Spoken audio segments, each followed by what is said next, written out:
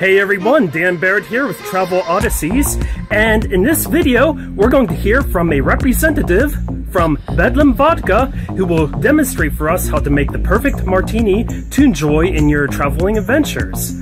This video was filmed at the Man Expo, held every Father's Day weekend in the Raleigh, North Carolina State Fairgrounds. But before we go any further, please hit the subscribe button right below this video, and also when you are done enjoying it, please give this video a big thumbs up. Also, don't forget to leave a comment telling us what you enjoy drinking the most when you're on vacation. Thank you as always for your support. You are awesome.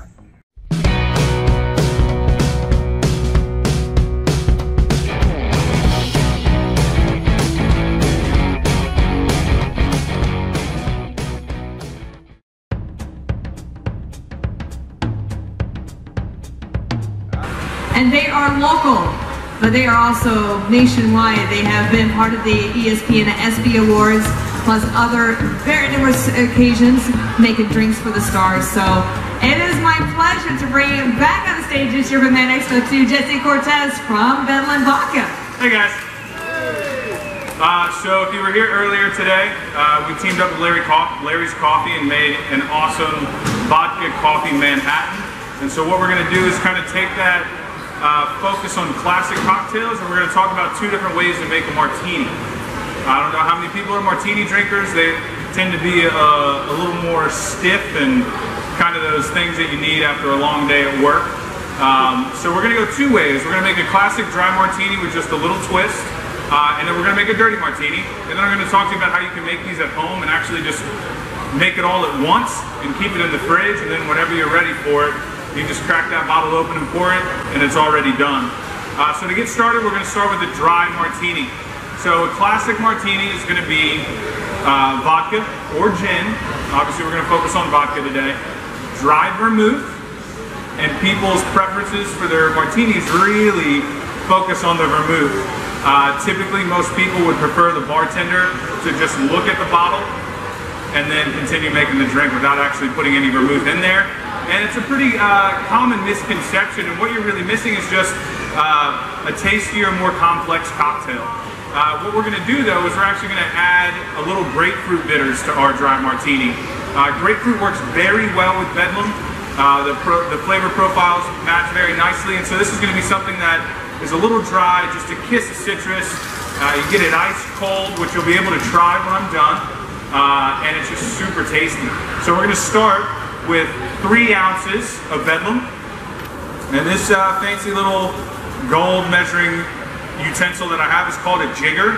This is something that, not necessarily in gold, you can get at Southern Season. Total Wine usually has them, or you can go to Amazon. That's honestly where I tend to get the majority of my stuff. Next, we're going to do a 3/4 ounce pour of dry vermouth. And the neat little thing, you guys can't see it, but inside of this little side, I actually have it measured out at a 1/2 ounce, 3/4 ounce, and 1 ounce. So it's very handy. Then we're going to take our grapefruit bitters. It's going to be 2 dashes of bitters. And for those of you who don't know a lot about cocktail bitters, basically what this is very high proof alcohol that they then flavor with different herbs, spices, botanicals, and you can get something as crazy as, I think of my bar bag, I have a cocoa and coffee. I have a black lemon bitters, a lavender bitter, so you can do a lot of things, but really what you're doing is you're taking very concentrated flavor and very high proof alcohol, and then we're only going to use 2 dashes. So you don't need a lot, but it has a major impact in your cocktail. So 2 dashes, and the big thing with cocktail bitters, if you're going to do this at home, people will tend to do this, and you don't really get the full amount. So you want to make sure that you really commit to it and pour it in there, okay? Next, we're going to need a lot of ice. Ice is very important when we're making cocktails for 2 reasons. 1, gets it as cold as you want it to be, and 2, it dilutes the cocktail. And as you get older in life, you start to realize you don't necessarily need to get punched in the mouth every time you take a drink. When we're talking about cocktails, you want to be able to enjoy it and have a couple of them.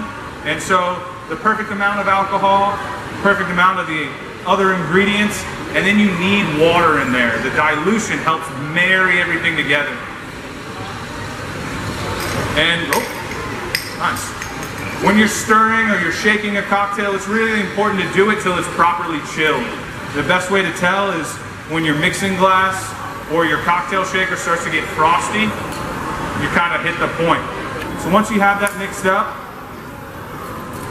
you're going to take your glass and we'll pour that right into there. Martinis are usually enjoyed straight up.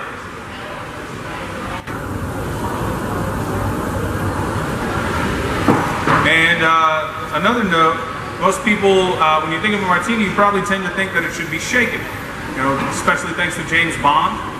Traditionally, you want to stir a martini, and the little bartender's rule is if it's just alcohol, so we just have vodka, vermouth, and bitters, you want to stir it, and if it has fruit juice or sugar, you want to shake it.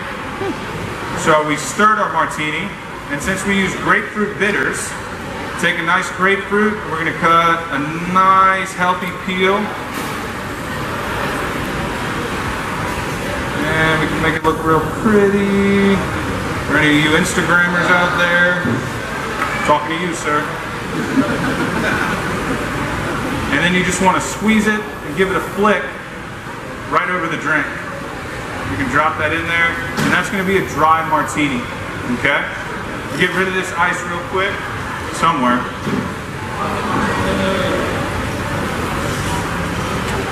And we're going to start all over again with the dirty martini. So it's okay that I'm going to not necessarily rinse this glass out. We'll have a little water.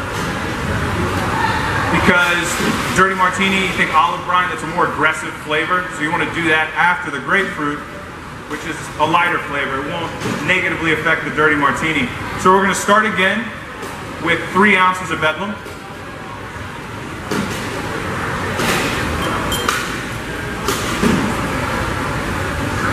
We're going to go 1/4 ounce of dry vermouth this time.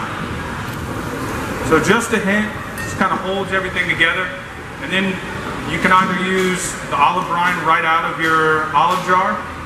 You can have a lot of fun with that. You get blue cheese stuffed olives, pimento stuffed olives, feta stuffed olives. I just have some handy dandy olive brine sitting out already. And then we're going to go 3/4 ounce of olive brine. So I don't know if I have any dirty martini drinkers in the crowd. Right here, right here. Yeah? Good to go. So we little dirty, medium dirty, or a lot of dirty? A lot of dirty. A lot of dirty. So I did 3/4 ounce. You're probably going to want to go 1 ounce to 1.5 ounces. This is kind of the nice middle ground. So you get just enough of that salinity and that taste from the olive brine without just drinking out of the olive jar, which to each their own. Again, we're going to need a lot of ice.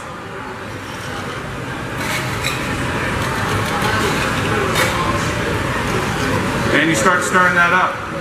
It's going to be the same situation. You want to stir this till it's sufficiently chilled. And, you know, if you're a drinker who enjoys a shaken martini, there's really nothing wrong with that. It's just personal preference. Really, you might like the ice crystals in there. You might like the extra dilution because if you shake a cocktail, the ice breaks up. It melts faster, so your cocktail is going to be more diluted. So it's really personal preference. This is just how I prefer to make it, to serve it, and to enjoy it. So once we have that stirred up, it's nice and cold, we go ahead and serve that up again. Then we can crack this bad boy open. And if you have them laying around the house, a little cocktail pick.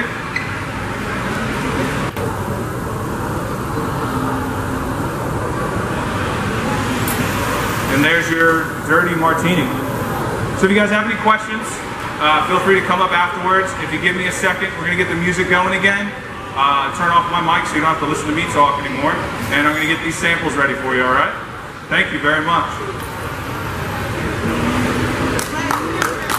Oh, actually, I apologize. So I told you I was going to tell you how to bottle this and make this at home. So what you have right here are the same exact cocktails that I just made. And so what I did was, taking that ratio of 3 ounces of vodka, about 1 ounce of a modifier, and you, for the dry martini, using a little grapefruit bitters or doing the olive brine, you can put this all in a bottle stir it up, throw it in the freezer, and this won't go bad. And this can sit in the freezer for that day or that moment you really need a stiff martini. You pull it out, you pour it, and you're good to go. Alright, so if you have any questions about that, you come up and I'll tell you more specifically how you would do that. Alright? Thank you guys. Thank you for watching this episode of Travel Odysseys. Please make certain you hit the subscribe button, give this video a thumbs up, share it with everyone you know, and leave a comment below about what types of drinks you enjoy when you travel. Thank you again for your support, and always remember, life is sweet for the bold, so adventure with us on Travel Odysseys.